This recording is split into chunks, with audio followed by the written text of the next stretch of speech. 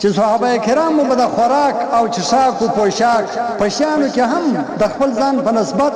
بل مسلمان و همسایه ته ترجیح ورکوله، حالانکه په خپله بیا هم هغه شي ته ډېر اشد ضرورت درلودی،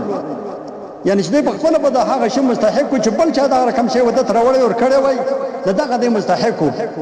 لیکن ده د خپل شی راستي هغه بل چا جوړ کوي او بل مسلمان جوړ کوي. دا په صحابه کرامو کې دا شی په دې کې موجود و. لکه په یو روایت کې راځي چې حضرت عبدالله بن عمر رضی الله عنه فرمایي اهدي لرجل رأس شاة فقال إن أخي وعياله أحوج منا إلى هذا فبعث به إليه. دی مبارک فرمایي چې یو صحابي ته یو چا د پسه سر په هدیه کې ورکړي، د پسه سر یې وراو، نو د مبارک د خپل ځان سره دا سوچ وکړي او دا د ځان سره وویل چې تر ما هغه زما پلانی مسلمان ورور هغه امسایه او د هغه بچان و دې سر ته ډېر محتاج یې، نو هغه ته وویل ورته دی چم وکړه چې دا سر هغه امسایه کار ورکړه، دغه بچان زما تر بچان ډېر وږي، هغه تر ما ډېر وږي،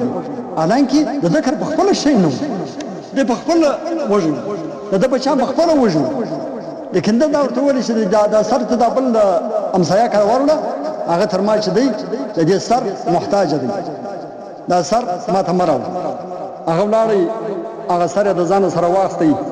هلته یې وروړ. فلم يزل يبعث به واحد إلى آخر حتى رجعت إلى الأول بعد 7. نو هغه بل کور ته چې وروړی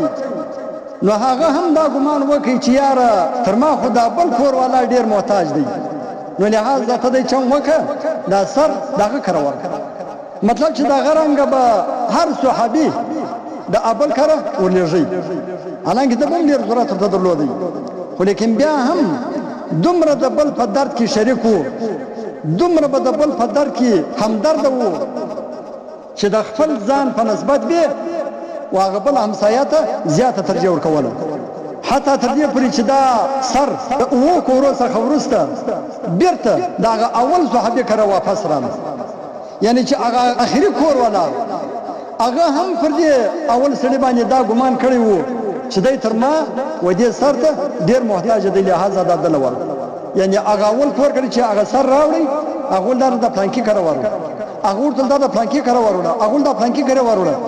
بیرته د ایه سړي کرالی چې هغه اول د کوم چا کره راغلی. داسې همدرده خلک، داسې به یو د بل په غم باندې شریک خلک وو، داسې به یو د بل په د غربت او د فقیرۍ په دې حالت باندې به سره شرکان، داسې نه و چې به د خپل جهنم یې په یاد و چې نس مبارک دی، داسې نه و. هغه بل مسلمان یې په یاد و، هغه به مېلمه ته دی غړې غړې کېدل چې مېلمه به کله راشي مسجد ته، مېلمه به کله کلي ته راشي، زه بوځم سره دعوه به و پر مېلمه باندې، دی نه و لکه دا موږ چې مازې په مسجد کې مېلمه ووینو نو ګوټونه د کلي په ګېټ باندې پښه کوو چې بابا مېلمه پسې رانس، ګوټونه د باندې په پښه کوو، د مېلمه سره داسې ځغلو. مېلمه خو د خدای رحمت دی، مېلمه چې کور ته بوځي الله تعالی به ستا پر کور باندې تر هغو پر رحمتونه کوي چې د مېلمه ستا په کور کې،